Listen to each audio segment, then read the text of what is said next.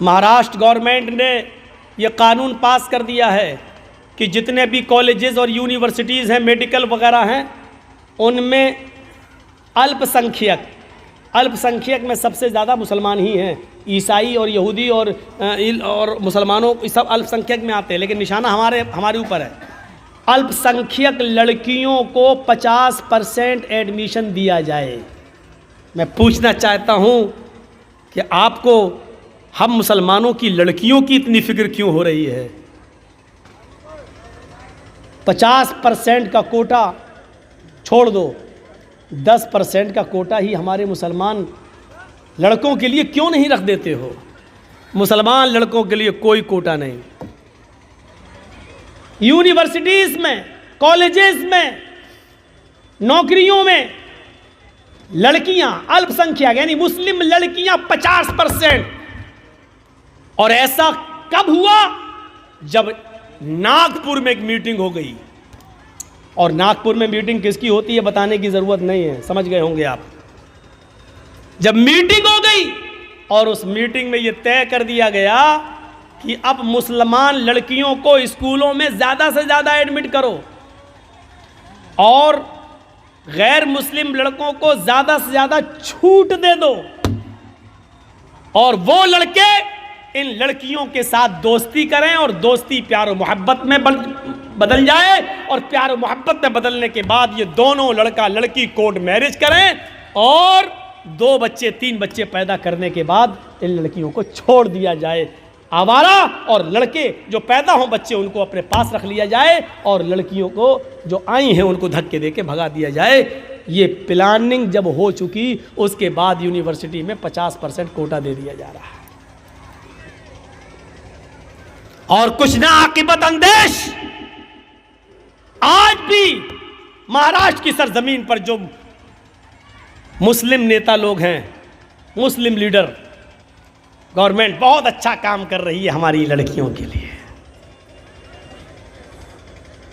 ये उन्हीं के दलाल होते हैं। आपने लड़कों के लिए कोशिश क्यों नहीं की? सोचो आप। और बंगाल की एक लड़की, एक औरत, हम नहीं नाम लेंगे, एक हाजी की बेटी, समझ गए ना? बस एक इंटरव्यू में आके क्या बोलती है कि इस्लाम इतना तंगदिल नहीं है कि एक गैर मुस्लिम लड़के के साथ शादी करने पर वो हमें इस्लाम से निकाल दे।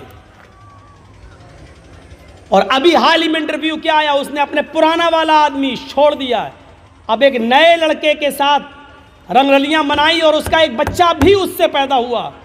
उससे पूछा शादी कब करेंगी? उसने कहा शादी की क्या ज़रूरत है, हम लोग प्यार और मोहब्बत के साथ रह रहे हैं, बस हम लोगों की ज़िंदगी सही गुजर रही है, बस गुजर रही है।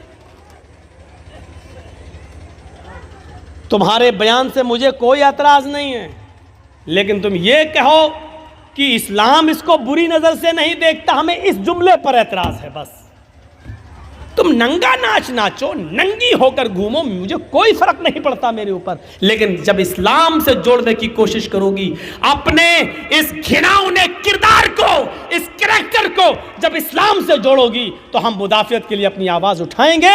इसके लिए चाहे मीडिया हमें नंगा करे, चाहे जो भी करे, हम सब की सुनेंगे, लेकिन हम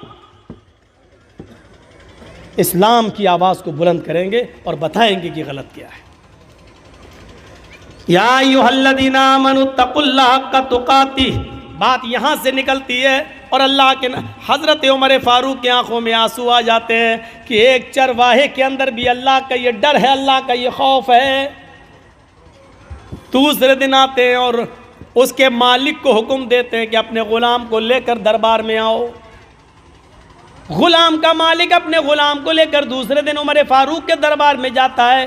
ग़ुलाम ने देखा, ये तो कल हमें जंगल में मिले थे, आज हमें डंडे मारेंगे, कोड़े मारेंगे, कल हमने इनको बकरी नहीं बेची, कल ही हमसे एक बकरी मांग रहे थे, और आज ये तो अमीरुल मोमिनीन है,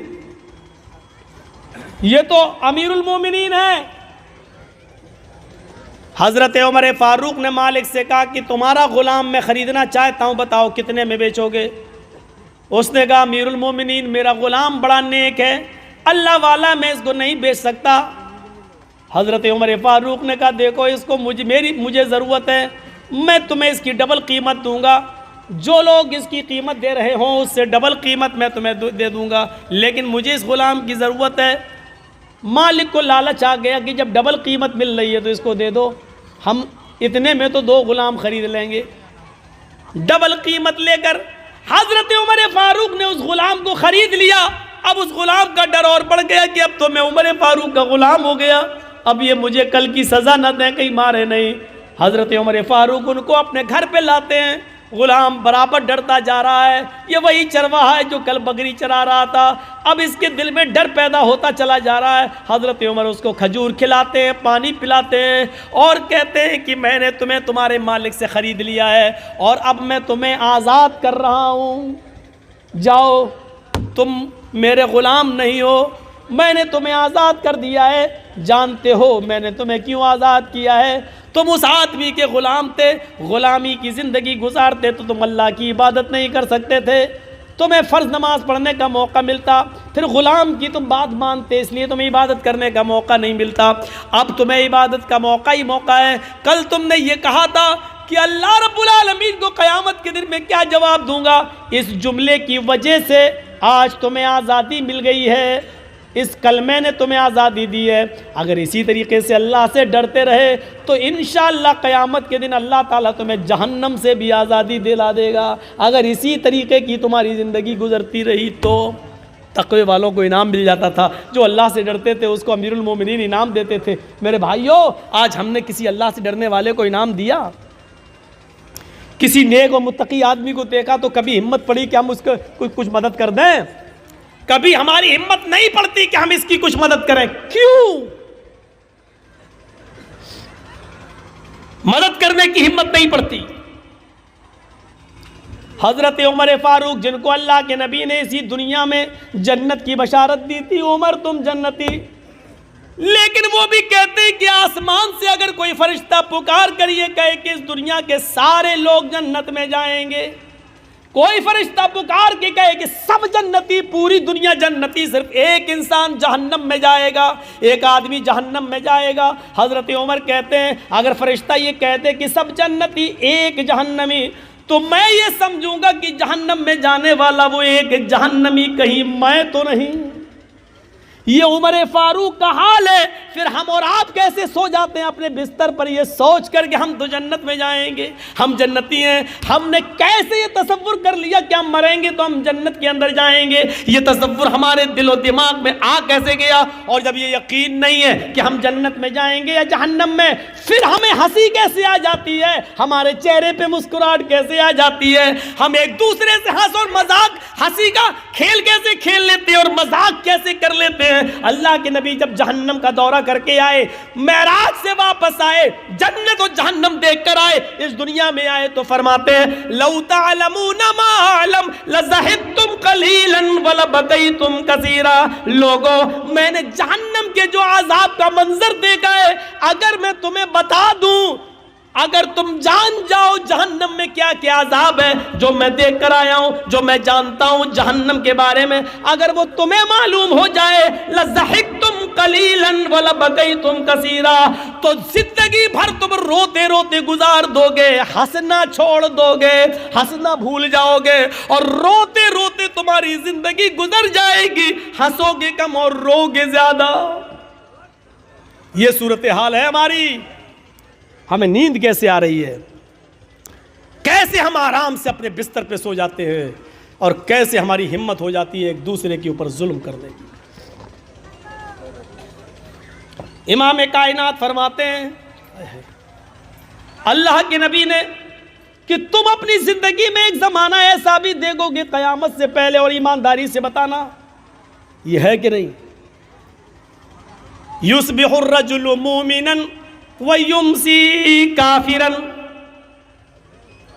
वयुमसी मुमिनन वयुस्बिहु काफिरन यबीउ दीनहु बिइरज़िम मिनद दुनिया। अब सुनिए, तुम एक आदमी को देखोगे, आज ऐसा हो रहा है, अरे ये लोग जो जा रहे हैं ये बड़े मियाँ को जाने तो जल्दी निकल ले, ये सब शुगर के मरीज़ हैं, बैठ जाएंगे पहले फिर डिस्टर्ब करेंगे उठने को। और अभी जिसको उठना उठ जाओ यार, बीच में उठते तो थोड़ा डिस्टर्ब होता है। हमें सुबह को देखोगे कि एक आदमी मोमिन होगा, उठेगा, वुजू बनाएगा, फजर की नमाज पढ़ने जाएगा, फजर की नमाज के बाद कुरान की तिलावत करेगा। युस्बिहुर रजुलु मुमिनन, तुम देखोगे कि एक आदमी सुबह ईमान की हालत में करेगा। ईमानदारी के साथ बताइएगा ये ज़माना है कि नहीं।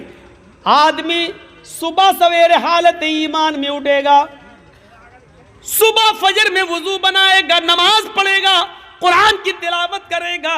युमसी काफिरन, लेकिन सूरज डूबने से पहले पहले, शाम होने से पहले पहले वो काफिर हो जाएगा। वयुमसी मोमिनन युस्बिहु काफिरन, शाम को मगरिब की नमाज पढ़ेगा, कुरान पढ़ेगा, ईशा की नमाज पढ़ेगा, ईमान की हालत में रात गुजारेगा, पूरी पूरी रात ईमान की हालत में गुजारेगा, दुआ पढ़ के सोएगा, लेकिन सुबह उठेगा तो वो काफिर होगा। क्यों? यबीउ दीनहु बिइरज़िम मिनद दुनिया, वो दुनिया के चंद सिक्के हासिल करने के लिए, दुनिया के चंद रुपयों के लिए, दुनिया के चंद टुकड़ों के लिए अपने दीन को बेच देगा। हमने कितने दाढ़ी वाले देखे हैं और जर्जिस हमने अपनी आंखों से देखे हैं। सुबह आदमी नमाज पढ़ा है, रोज़ा भी रखा है, हाँ नफली रोज़े से भी है, नमाज भी पढ़ा है, हाँ उसको कोई टिकट मिल गया है, सरपंच का टिकट मिल गया है, मुखिया का चुनाव लड़ रहा है, या चेयरमैनी का या एमएलए का टिकट उसको मिला है, मुसलमान है, नाम उसका मोहम्मद से शुरू हो रहा है, सब कुछ है, नमाज पढ़ता है, कुरान की तिलावत भी करता है, फजर में तो ऐसे उठा, लेकिन शाम होने से पहले पहले हमने देखा है कि वो गैर मुस्लिमों के वोट पाने के लिए अपने चेहरे पर टीका भी लगा लेता है, मंदिर में भी चला जाता है और मूर्ति के ऊपर वो फूल और माला भी चढ़ा लेता है। अल्लाह के नबी फरमाते हैं यबीउ दीनहु बिइरज़िम मिनद दुनिया, सुबह उठेगा तो मोमिन होगा, शाम होने से पहले पहले, सूरज डूबने से पहले पहले काफिर हो जाएगा। वो अपने दीन को दुनिया के चंद टुकड़ों में बेच देगा। देख लो, अपने इलाकों में देख लो, आसपास के एरियो में देख लो, ऐसा मंजर आप एक नहीं 50 जगह मिल जाएगा।